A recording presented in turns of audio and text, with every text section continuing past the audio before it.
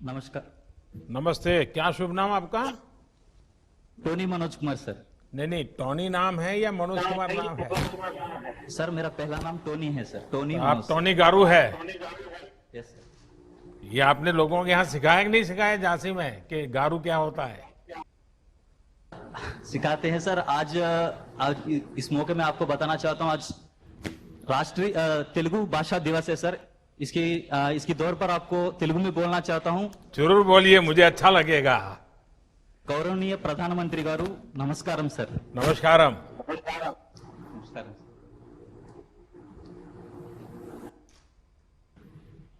हाँ, कुछ कह रहे थे टोनी? सर हाँ जी सर। सर आपको सर तेलुगु में बोल सकता हूँ सर? हाँ बोलिए बोलिए। సార్ మీ యొక్క కార్యక్రమాలు కానీ మీరు చేసిన కృషి సంక్షేమ పథకాలు కానీ మొత్తం దేశం మొత్తానికి ఎంతో శుభకరంగా ఆశీర్వాదకరంగా ఉన్నాయి సార్। దాని కొరకు మీకు ధన్యవాదాలు తెలియజేస్తున్నాం సార్। देखिए मुझे समझ आ गया। देखिए मैं आशीर्वाद देने वालों में से नहीं हूं, मैं तो आपका साथी हूं और हम सब ने मिलकर के प्रकृति के आशीर्वाद लेने हैं, परमात्मा के आशीर्वाद लेने हैं और जो लक्ष्य तय किए हैं उसको पार करना है। अच्छा टोनी, आप बताइए, आप अपनी पढ़ाई के अलावा भी आंध्र प्रदेश की कृषि और ग्रामीण जीवन से जुड़ी प्रैक्टिस को, वहाँ के अलग अलग तरीके हैं, जैसे आपके यहाँ इमली बहुत है, आपके यहाँ हल्दी बहुत है, इन चीज़ों से इनको परिचित करा रहे हैं क्या? इन सब आपके साथी पूछते हैं क्या आपको? जी जरूर। जी हमारे आंध्र प्रदेश में बहुत से धान एवं आम, इसके साथ साथ इमली, तंबाकू और हल्दी का भी बहुत ज्यादा पैदावार होता है सर। इसको मेरे दोस्तों, मेरे साथियों के साथ बहुत शेयर करते हैं और चर्चा भी करते हैं। और मेरा सौभाग्य ये है कि इस केंद्रीय कृषि विश्वविद्यालय में 22 राज्यों का छात्र है सर। उन सब लोगों को मिलके उनके साथ चर्चा करने से मुझे बहुत अच्छा मौका मिला है सर। इसके लिए मैं बहुत इस यूनिवर्सिटी को बहुत धन्यवाद बताना चाहता हूं सर। और इसके साथ झांसी के क्षेत्र के अनुकूल, हम यहाँ इस झांसी के क्षेत्र के अनुकूल चने के संरक्षित खेती यानी कंजर्वेशन एग्रीकल्चर पे काम किए हैं सर हमारे मास्टर्स डिग्री में। इसमें 3 सिद्धांत होता है सर। पहला है कम से कम जुताई करना खेती में, और दूसरी है फसलों का चक्कर फॉलो करना, और तीसरी है हमारी जो फसल का अवशेष है वो खेती पे इसे रहने देना या कि बिछा देना। इससे यह होता है कि मृदा के सेहत के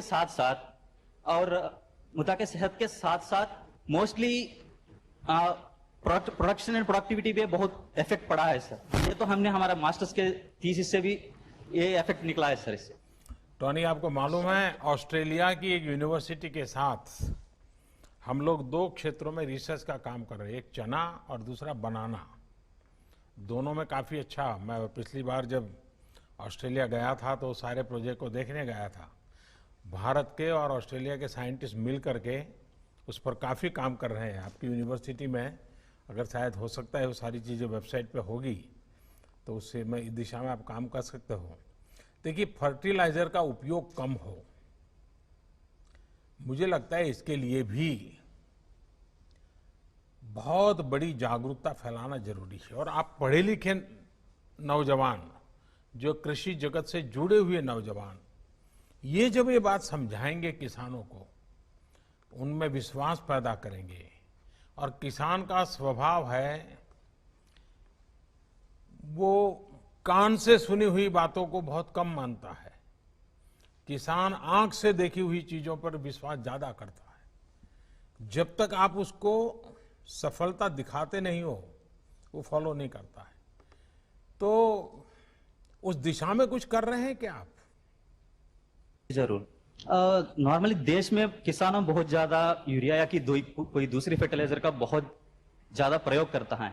और इस दौरान से मतलब मोस्टली फर्टिलाइजर का नेगेटिव इफेक्ट्स या कि साइड इफेक्ट्स बहुत ज्यादा मिट्टी के सेहत, इसके साथ साथ मनुष्यों का स्वास्थ्य पर भी बहुत बड़ा दुष्प्रभाव दिखा रहा है। मोस्टली आपके द्वारा प्रारंभ किया गया जो स्कीम है सॉइल हेल्थ कार्ड या नीम कोटेड यूरिया, इन स्कीमों के द्वारा जो यूरिया की कोई दूसरी अन्य फर्टिलाइजर कुछ भी हो, इसके जो हो रहा है, इसके खेती पे लागत कम हो रहा है, इसके साथ साथ मिट्टी के स्वास्थ्य पर भी बहुत जो असर पड़ रहा है उसको भी कम कर सकता है। जो किसान है, सॉइल हेल्थ कार्ड का रिपोर्ट के अनुसार फर्टिलाइजर को अप्लाई किया जा रहा है आजकल, इससे मिट्टी का स्वास्थ्य पर भी बहुत अच्छा इफेक्ट दिख रहा है, ताकि एक्स्ट्रा फर्टिलाइजर यूज ना हो रहा है। और इसके साथ साथ जो पहले यूरिया जो है उसका एफिशिएंसी बहुत कम थे, इसका अब जो नीम कोटेड यूरिया आया है, नीम कोटेड यूरिया आने के बाद जो टोटल यूरिया जो कंजम्पशन होता है उसमें 10% तो यूरिया कंजम्पशन कम हो गया है।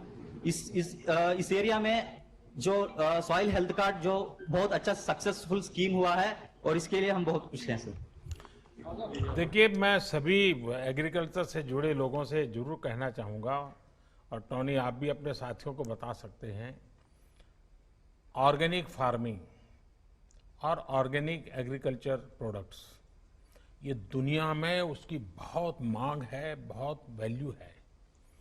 भारत के लोगों को ये चीज़ें हस्तगत है, मैंने हम सदियों से इसी के आदी थे, बीच में ही हम थोड़ी गाड़ी डिरेल हो गई है, हम बहुत तेजी से इसको अडॉप्ट कर सकते हैं। उसी प्रकार से आपने देखा होगा इन दिनों प्रयोग चल रहे हैं जीरो बजट फार्मिंग, बहुत आसानी से किसान इसको बढ़ाया जा सकता है।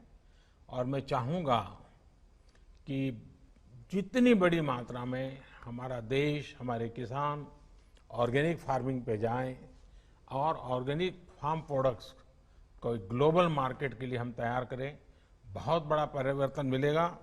टोनी, मेरी आपको बहुत शुभकामनाएं हैं, आपको, आपके साथियों को सफलता मिले। धन्यवाद। धन्यवाद सर।